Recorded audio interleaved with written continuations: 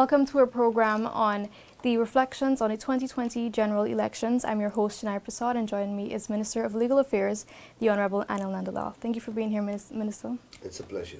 Awesome. So to begin, can you elaborate on the fundamentals of democracy? The fundamentals of modern democracy will certainly include various concepts. A fundamental concept in the equation would obviously be free, transparent, and democratic elections. Secondly, it would be followed by the installation of a government based upon the declared election results, and that government being able to govern in accordance with the rule of law, in accordance with the laws of the country, in accordance with the Constitution, and with due regard and respect for the fundamental rights and freedoms of the individual. And also, it would also involve that government not abusing its powers and acting within the parameters of the manifesto promise or manifesto promises that government would have made. Modern democracy also would include concepts like a functioning, vibrant parliament, where elected representatives, including those on the government side as well as the opposition side, have a fair and adequate opportunity to debate important issues such as legislation, financial and fiscal policies of the government, as well as policies that will inform the administration of the country. Another fundamental component of democracy would be that the government is obliged to enter into all the international conventions and be part and parcel of international governing bodies such as the United Nations, or regional bodies if the country is located in a region, such as CARICOM, and the maintenance of healthy foreign relation policies regarding to global issues and as well as national and domestic issues. I believe, in a nutshell, those are the fundamentals of a modern democracy. Can you tell us what happened on March 2nd, 2020 that led to the prolonged announcement of the victor? Well, it would be quite, it would be very unfair to any analysis of what transpired during the March 2nd elections to begin on elections day. It would be a truncated analysis that will not do justice to what transpired. So permit me to depart a little from your question, and then I'll come back to it, having established the preambulatory necessary groundwork. So from 1968 to 1985, we have had rigged elections in Guyana, and this is no longer disputed. There is enough empirical data, there is enough incontrovertible evidence, and there is enough people who are still around who can testify positively to the fact that the 1968 elections were rigged and how they were rigged. Time may not be permitting for me to go into each one. That the 1973 elections were rigged, that the 1980 referendum was rigged, 1978-79 referendum was rigged, that the 1980 elections were rigged, and the 1985 elections were even more massively rigged. So Guyana has had an unfortunate and sordid history of rigged elections, where a grouping of persons who did not receive the mandate of the people imposed themselves into government and governed for 28 years. That led to a breakdown of democracy in the manner that I've outlined earlier. So you had a government that did not obey the law. You had a government that dominated the parliament, so much so that the opposition were just granted a few seats and were never able to meaningfully examine, scrutinize, or interrogate the government. So you didn't have a functioning parliament. It was almost farcical. The rights and freedoms of the individual, which democratic governments are obliged to respect, were flouted, and you had political violence. You had people who were deprived of their right to speak. Politicians were assassinated. For example, Walter Rodney. Many politicians who opposed the government of the day, or anyone who opposed the government of the day, were meted out with very hard sanctions. There was rampant discrimination. And as a result, social decay stepped in. Economic stagnation became the norm. And Guyana was damaged internationally as a country. And then we embarked upon a series of, well, after 28 years of agitation for free and fair elections, eventually there were movement in that direction. And in 1992, those agitations and struggles and international and local pressures that were brought to bear on the then government culminated in a restructuring of the political system, rather a restructuring of the electoral system, a restructuring of the electoral laws, the invitation of foreign observers to come and observe those elections.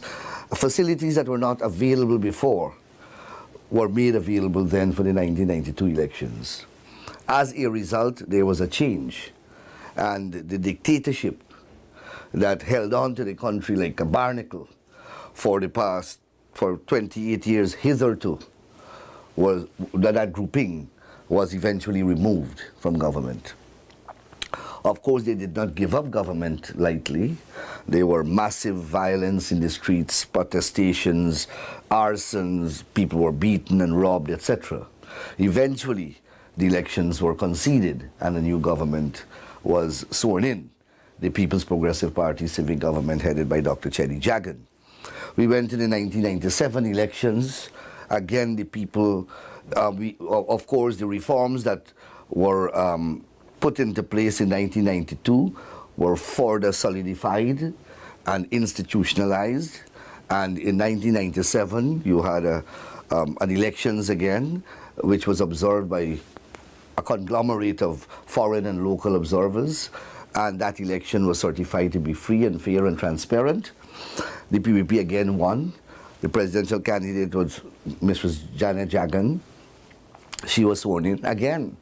There was an unleashing of violence in the streets, mayhem. People refused to accept the results. The opposition, they set the streets on fire. There were protests, there were violence, there were burning of roads, robbing and beating of people. We endured that. They called for constitutional reform. They forced the democratically elected government to give up 2 years of their 5-year term. And we went back to an election, this time under a new constitution, because they wanted constitutional reform, they wanted further reform to the electoral system, they wanted a restructuring of parliament, and a whole host of reforms were effected, all designed to dilute power from the executive and to devolve this power to peripheral organs, including the parliament, empowering the opposition in a manner never seen before in this country. Many important constitutional appointments that used to be made by the executive president, for example, were now and still are now being made by various organs outside of the executive, including the parliament, including the leader of the opposition playing a very instrumental role in some of these appointments to the judiciary, to the service commissions, etc., etc. We went to the 2001 election under this new infrastructure. Again, the PPP won the elections. Again, there was a conflagration of violence, of protests, of refusal to accept the mandate of the people, burning, looting, mayhem. Again, we still continued in government.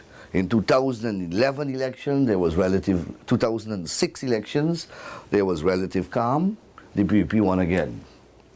In 2011, The PUP won the elections, but the combined opposition had one seat over the government in the National Assembly. So you had a minority government and a majority opposition in the parliament. And this is the very grouping of people who were rigging the elections from 1968. From the moment they tasted power, they began to use that power in the most parliamentary and devastating anti-national way. So they used that power in the parliament to take control of the entire committee system. They used that power to elect themselves as both the speaker and the deputy speaker. Though all the years when we were in government and we had all the majority of the seats, we kept the speaker position and we gave them the deputy speaker position. For the first time, they controlled the parliament. They grabbed both. And they used that power, that majority, one-seat majority, to cut national budgets, to cut national policies, to vote down important legislation, and to put Guyana in a horrible national and international place. For example, we were unable to pass laws that put us in conflict with our international obligation under the anti-money laundering, countering the terrorism regime, and we were basically blacklisted as a country. Important projects such as the Amaila Falls project was voted down. As I said, they cut the budget of NCN to $1 and DPI to $1, and many other sectors in the country. They slashed from the national budget, for example, the important budgetary allocation to the Amerindians for the development of the hinterland communities. So they used their power, their one-seat power like that, and strangled the country for that entire period. They won the elections in 2016. There was no violence. The PPP said, okay, you have won the elections, govern the country. And from day one, they began a path of destruction. First of all, they raised their salaries by 50% and paying the public servants 5%. And the corruption became rampant, the discrimination became overwhelming. In one day, they dismissed 1,900 and something Amerindian workers. Over a period of 5 years, they dismissed about 30,000 persons in the public sector across the various sectors. They implemented over 200 taxation measures and increased licensing fees to exorbitant values. They did not attract a single new investor in the country. Not one single new investor came during that period. They use organizations such as SOCO and SARA as weapons against the Guyanese people, in particular the business community and the politicians. Many of us were locked up and charged and placed before the courts on fabricated and trumped up charges. There was nepotism across the board. They violated the procurement laws. They gifted contracts to their friends. They did the Durban Park. You can go and see it right now, where horses and donkeys are grazing. They spent over or I don't know how many billions of dollars on that project. And look at it today. All the stalls are broken down and vagrants are occupying the place.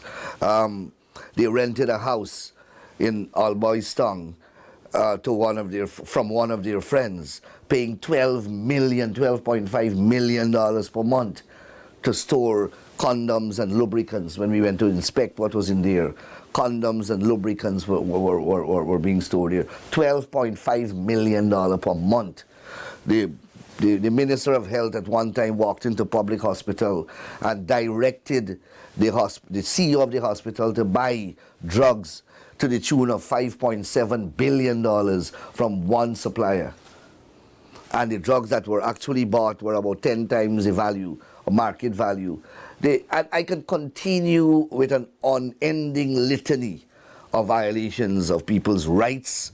They locked up. Imagine they went to to places like West Coast Berbice and look at the farmers planting Baji and Bora and started to audit them because they are not paying taxes for those types of economic activities.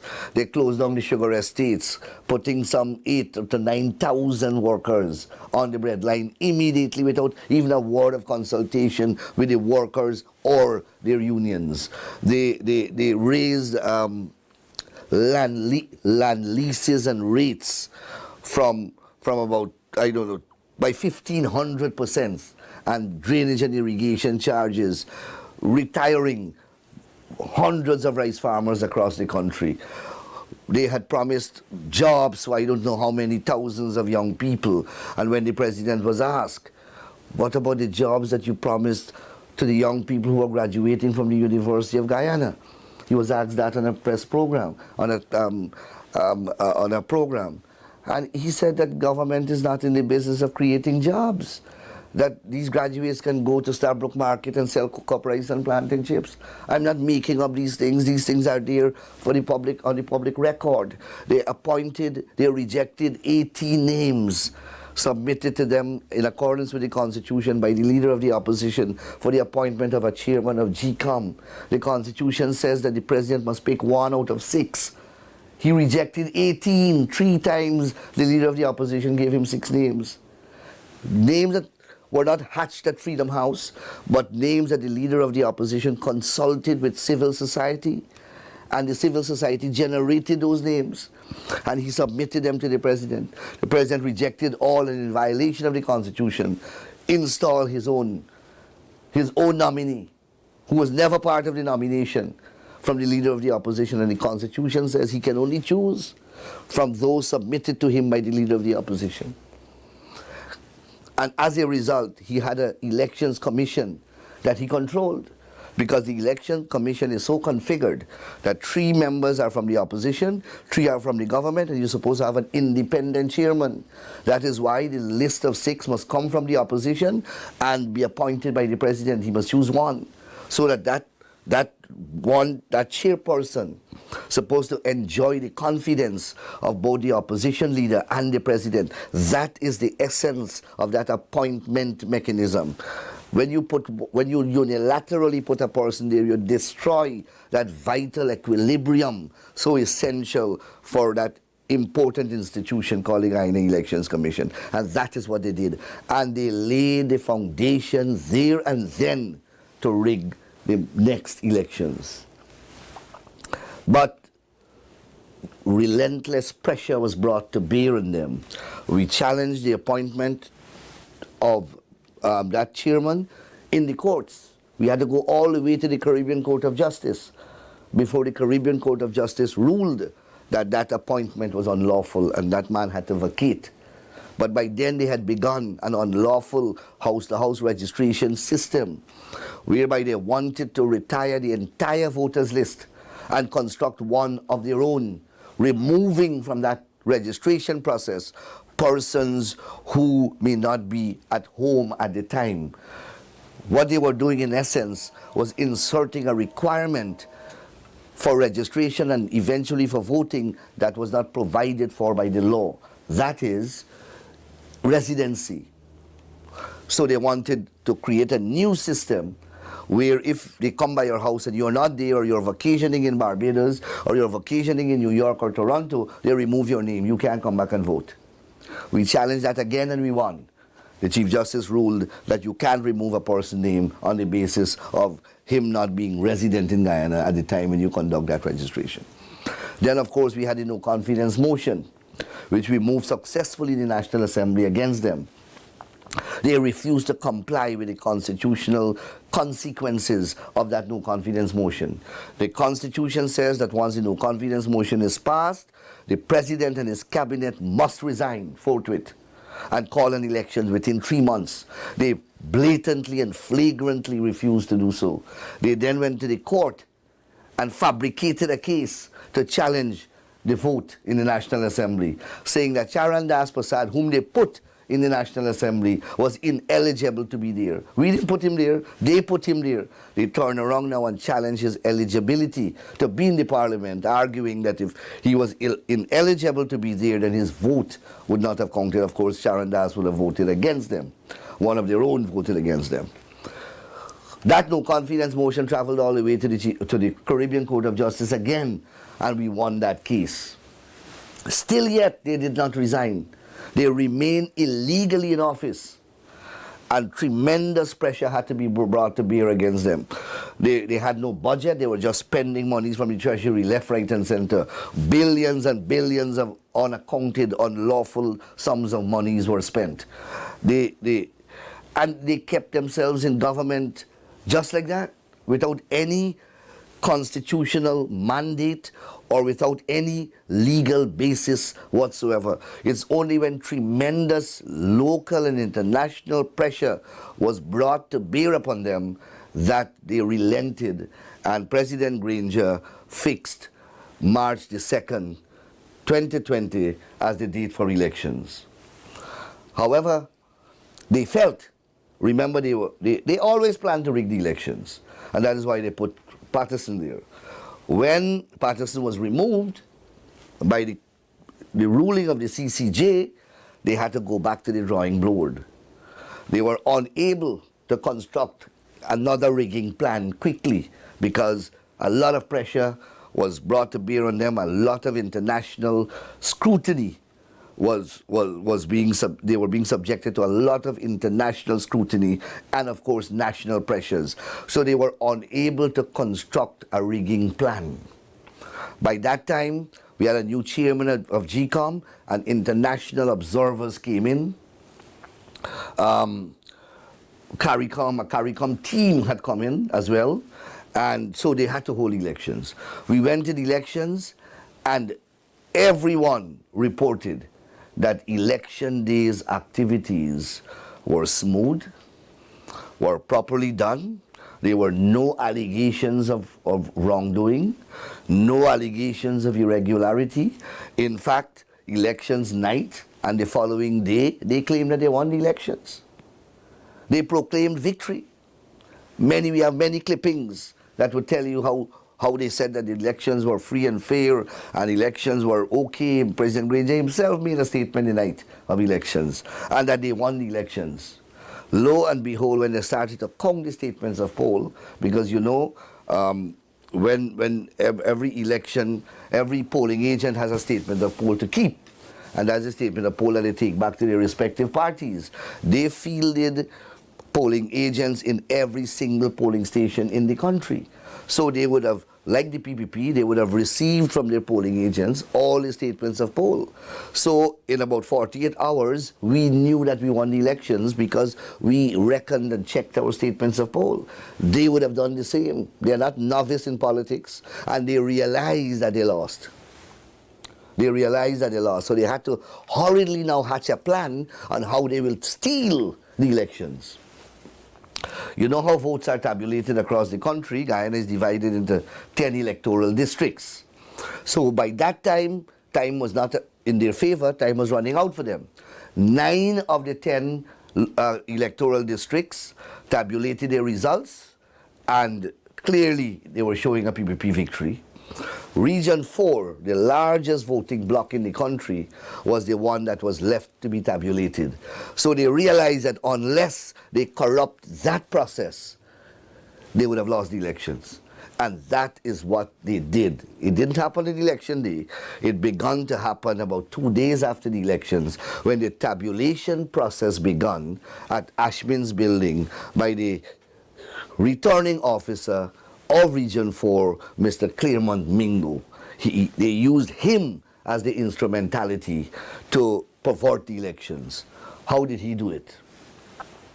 The law says very clearly that you have to have all the party scrutineers there, and you have to total each statement of poll, display it. Everybody got their statements of poll, and your observers are allowed to observe this process. And you raise your copy, because the returning officer has a copy and every other party representative had their copy. So you had about 10 party representatives that contested the election. They were there with their copies.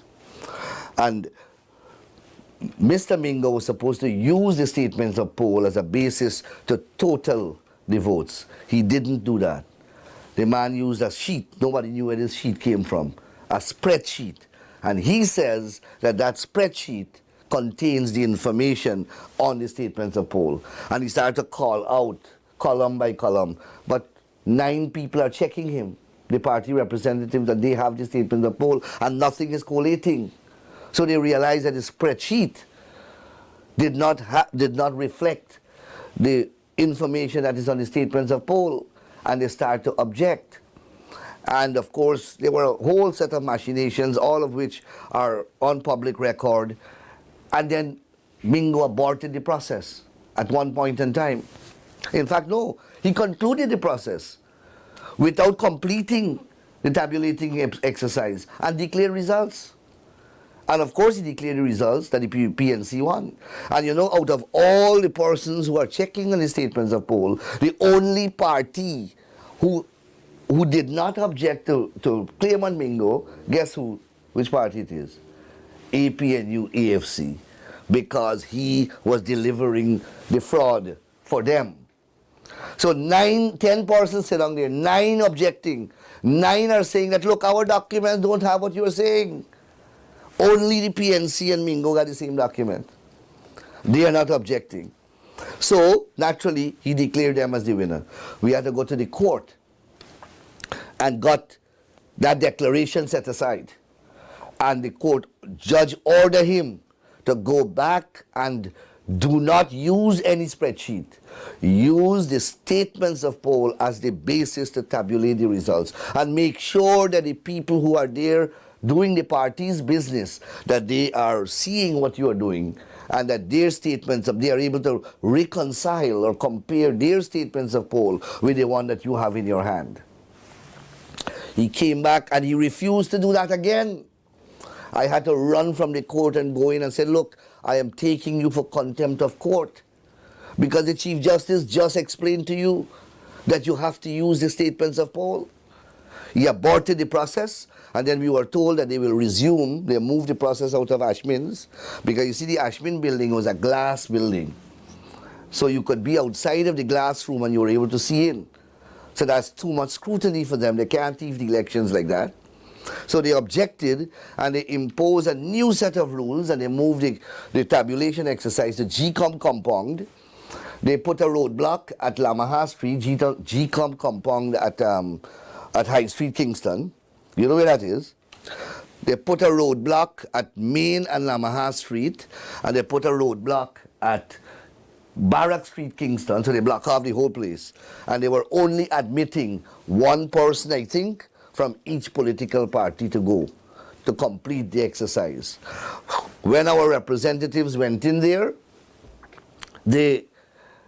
Mingo started to use a sheet which was described as a bed sheet. So he moved from a spreadsheet to a bed sheet, and he started to project the statements of poll on the bed sheet. The bed sheet was a dingy color, nasty color bed sheet, and the papers were not clear. The projection was not clear. The party representatives were not seeing. It was the screen was too far away. The print was very small, and they just keep sliding one statement of poll after another. Or what they claimed to be statement of poll. Nobody could even verify what those documents were. And they concluded the exercise again. And they declared the results again. They won. We went to the court again.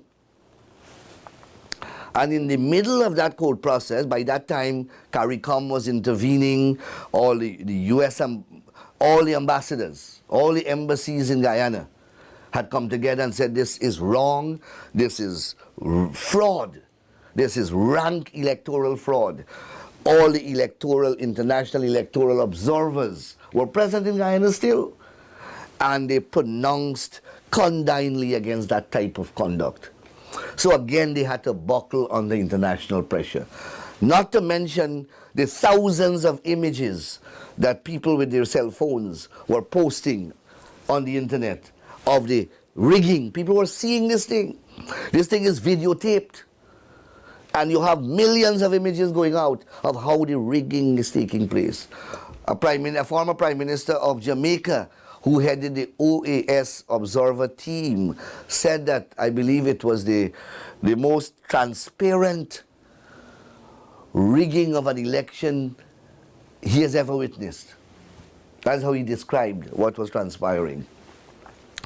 Anyhow, that court proceedings that we launched was overtaken by a decision brokered by CARICOM between President Granger and leader of the opposition, Bharat Jagdeo, whereby they agreed to recount all the ballots.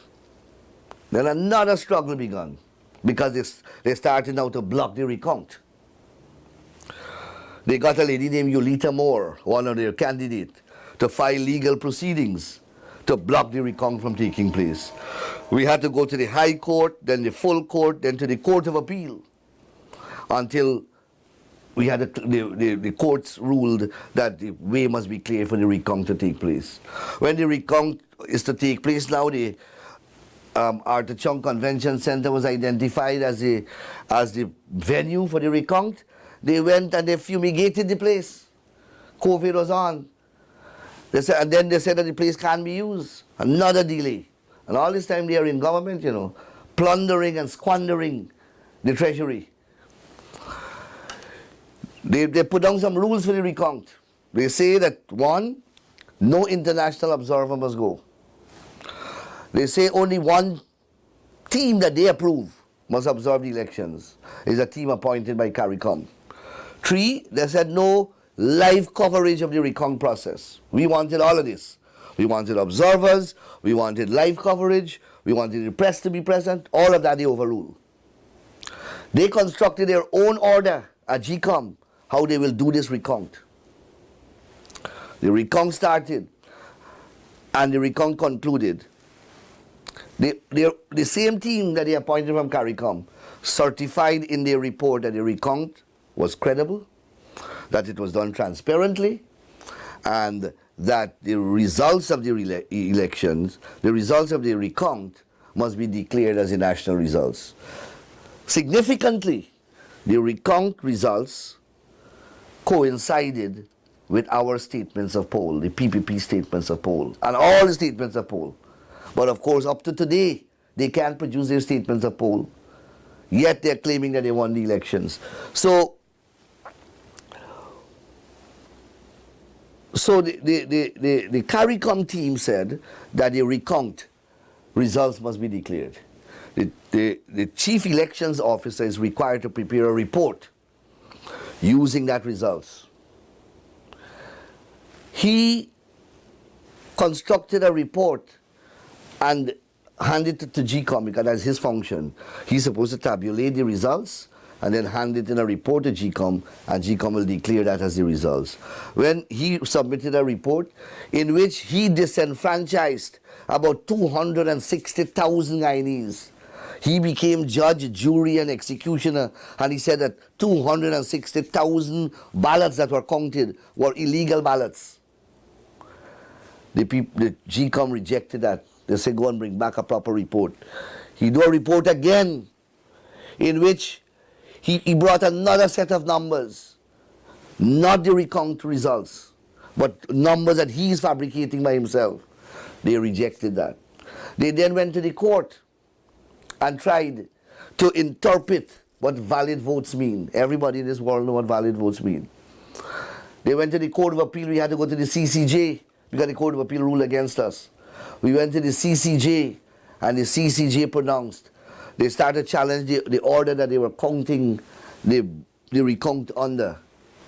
And the CCJ ruled that the order was lawful.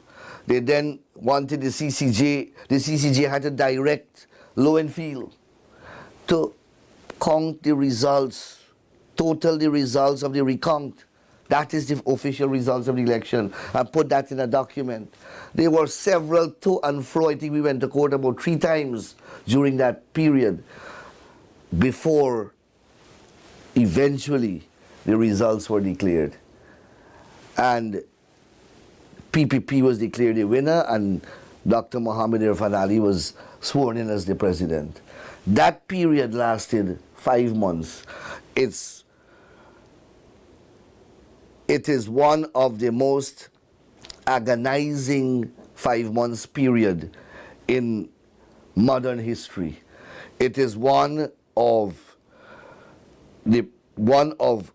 period in modern history where democracy was put on trial that is unparalleled with any period in contemporary history.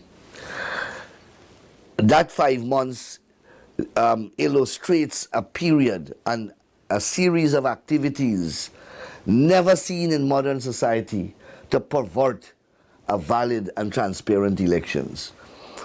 People suffered, people punished, people were getting nervous breakdown with distress. Thousands of people became involved in the process, both nationally and across the globe. 100 governments stood on the side of democracy.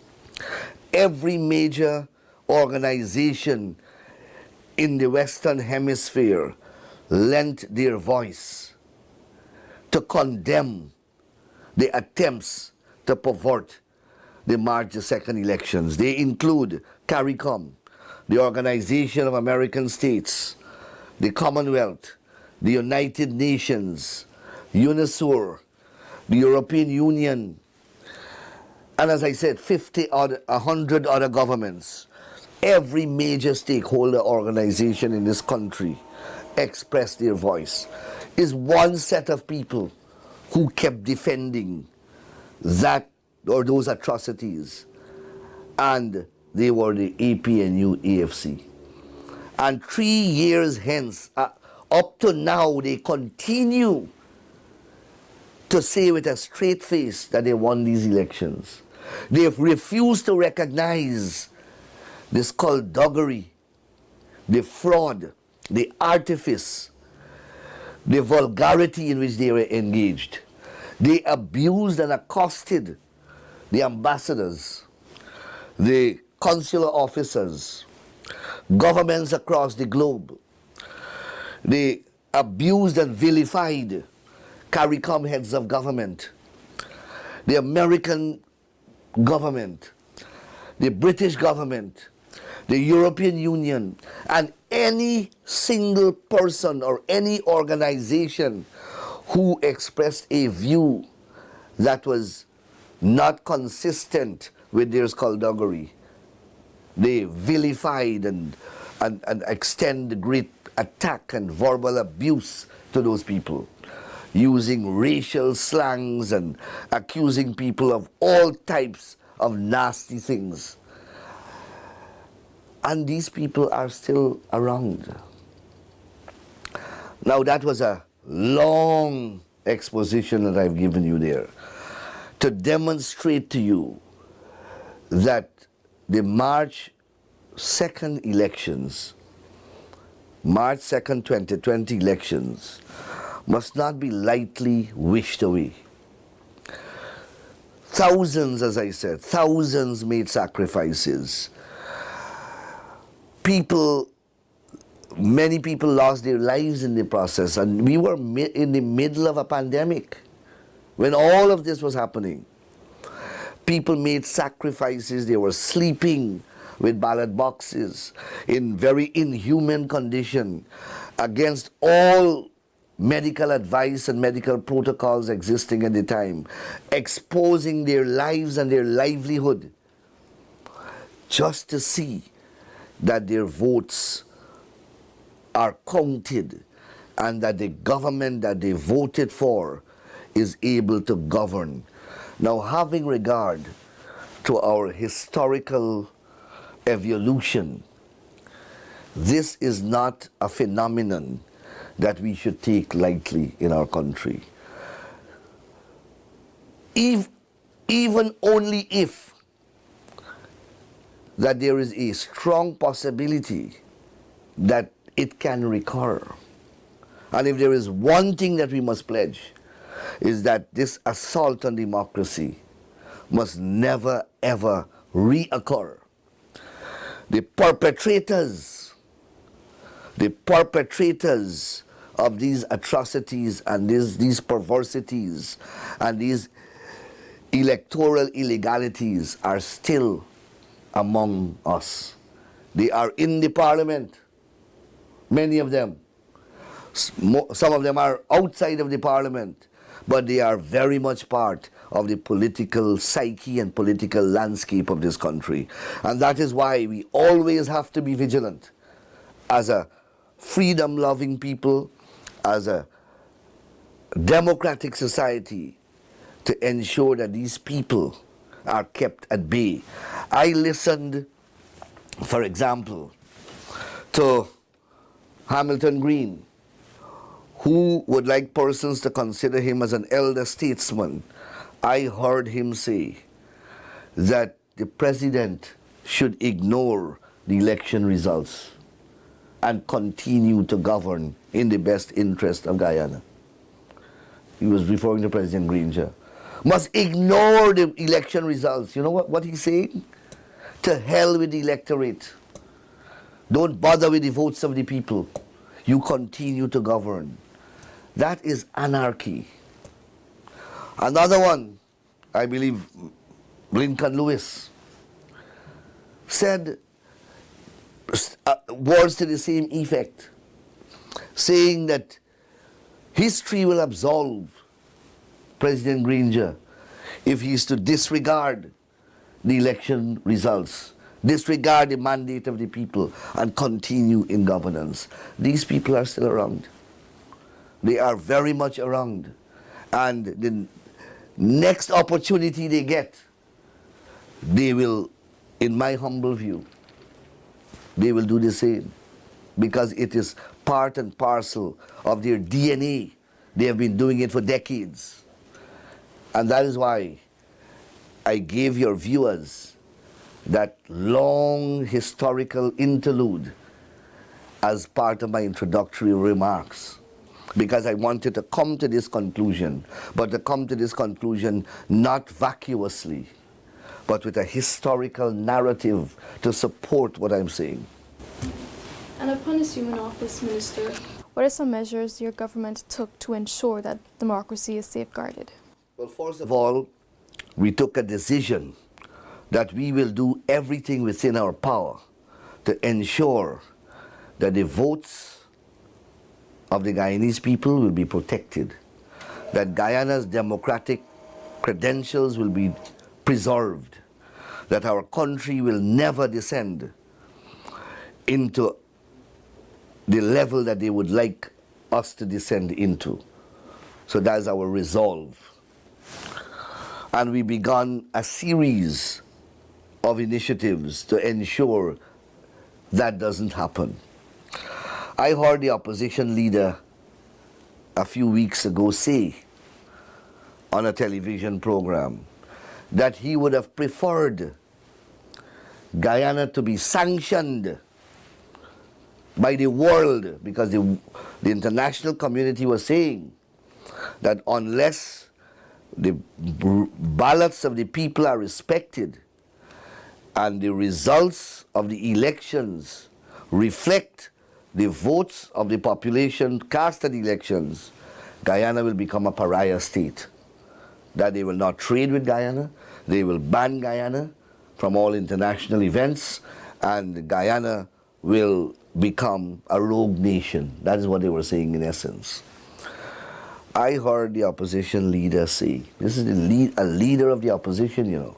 He's the alternative president of this country. And he's saying soberly and seriously on a television program that he would have preferred that Guyana to have descended along that road rather than a democratically elected government assume office. That is what the leader of the opposition said. I say that so that people can absorb the mentality of the persons who are out there clamoring to get their hands on government.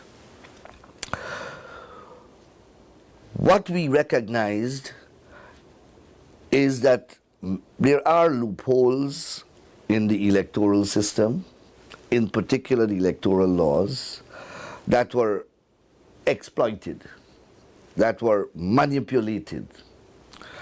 Ambiguities in the law were perverted, and the law was interpreted in the most perverse way. Now, there is not much you can do if a person who is bent on doing a wrong continues to do that wrong. You can have the best law and the best legal system. That will not stop that person. All you can do is look at the law, see where the gaps are, see how these gaps can be filled and fill them. Where there is a wide amplitude of discretion, you can try to circumscribe it. And, put criteria now that must be satisfied in the exercise of this discretion. You can also increase penalties for offenses committed, and you can create new offenses. And you can look at the system, and where you think that there are systematic deficiencies, try to correct it. And we are doing that. It's a work in progress. We have done 2 series of amendments to both the National Registration Act and the Representation of the People Act, and they have already been passed through the Parliament. Now, as I said, this CEO,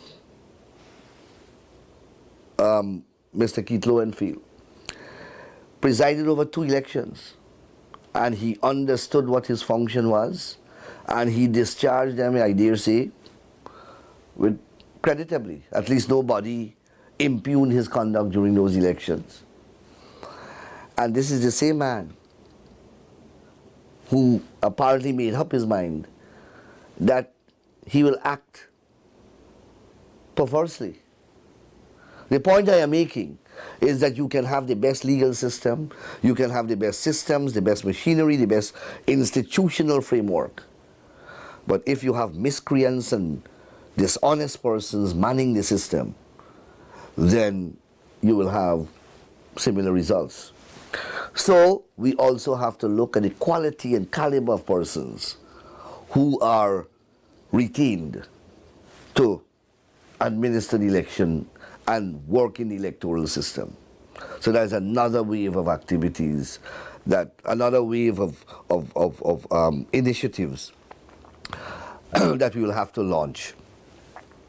We will have to try as far as possible to improve the safeguards on election day itself. And that is also a work in progress. We have to ensure that there are as many international observers as possible, because we know we have a problem in Guyana. You have people who have evinced a clear and settled propensity to steal elections, and they are very much around. So you have to have a heavy international presence. So these are some of the safeguards that we are working on to ensure that elections in the future are done democratically and transparently and are free and fair. Lastly, there's a lot of doubt on the Presidential Commission of Inquiry as the role it played in ensuring that democracy is safeguarded. What is the purpose of that Commission of Inquiry? Well, I'm not sure why you're saying that there are great doubts about the Commission. The Commission was established to inquire into the elections on certain terms of reference set out in the inaugurating documents.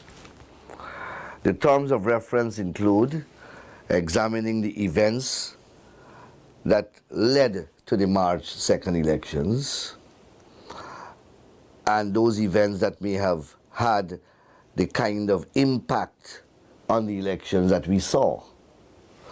So those were events before the elections. It also asked the Commission to inquire into the attempts to pervert the results of the elections. It asked the Commission to inquire into who were the main players in this process to pervert the results of the elections. Then it asked the Commission to inquire into what attempts were made to prevent the recount from taking place. Then it asked the Commission to inquire into what attempts and by whom were made to pervert the results of the recount. So those were the broad parameters that the Commission of Inquiry have been enlisted to inquire into and pronounce and make findings, and a report is going to be prepared. Why? Because history must record significant events. March the 2nd, 2020 regional and general elections would be regarded as the mother of all elections in modern Guyana. Guyana was placed upon the edge of a precipice because of those elections. Guyana could have easily tipped over and become a destroyed state. And we would have never been having this conversation. I don't know where we would have been today had those pursuing that degenerate plan succeeded. Persons who are engaged in these nefarious,